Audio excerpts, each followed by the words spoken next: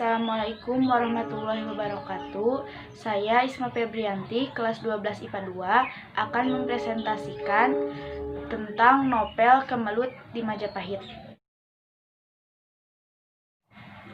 Sinopsis novel Kemelut di Majapahit adalah persaingan antara Dyah Gayatri dengan Dara Petak untuk merebut perhatian Raden Wijaya.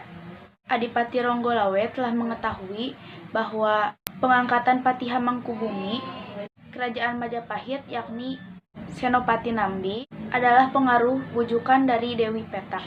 Sehingga Adipati Ronggolawe melaporkan kepada Baginda Raja serta Rajasa Jayawardana atau Raden Wijaya. Akan tetapi reaksi Baginda Raja mengusik Adipati Ronggolawe.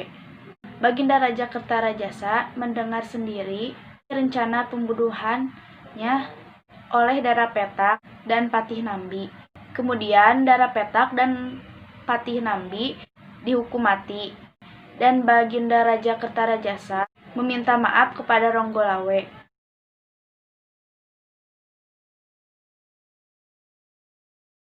Pada masa pemerintahan Raja Majapahit pertama, yaitu Raden Wijaya atau Kertarajasa Jayawardana.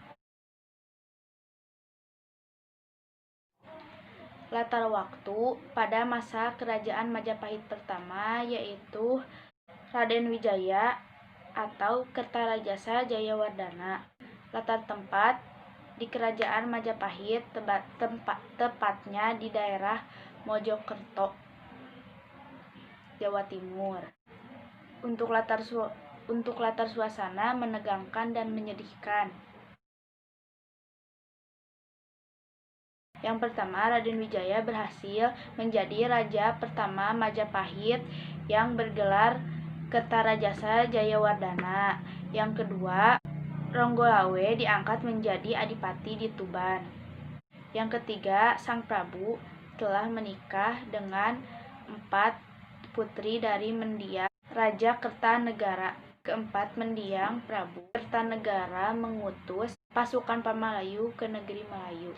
Yang kelima, terjadilah persaingan antara para istri untuk memperebutkan cinta kasih dan perhatian dari Sri Baginda yang tentu saja akan mengangkat derajat mereka. Yang keenam, Ronggolawe berpihak kepada Dyah Gayatri.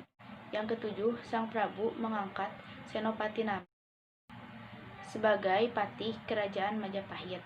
Yang kedelapan, Ronggolawe menghadap Sang Prabu tanpa pemberitahuan dan menentang Sang Prabu dan menentang pengangkatan Patih Nambi. Raden Wijaya memiliki sifat bijaksana, tetapi kadang suka terhasut.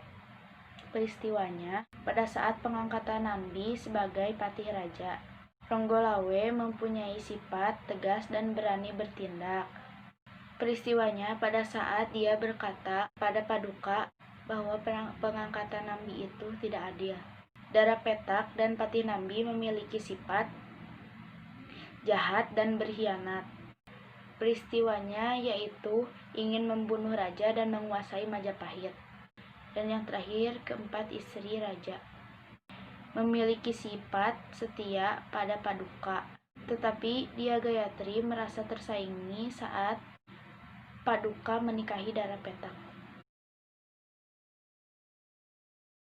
Bagian yang menandakan bahwa novel Kemelut di Majapahit termasuk golongan novel sejarah adalah penggunaan latar tempat di Kerajaan Majapahit dan latar waktu ketika Majapahit berdiri. Kemudian novel tersebut mengambil nama karakternya dari nama pada saat Kerajaan Majapahit itu berdiri. Sekian dari saya. Wassalamualaikum warahmatullahi wabarakatuh.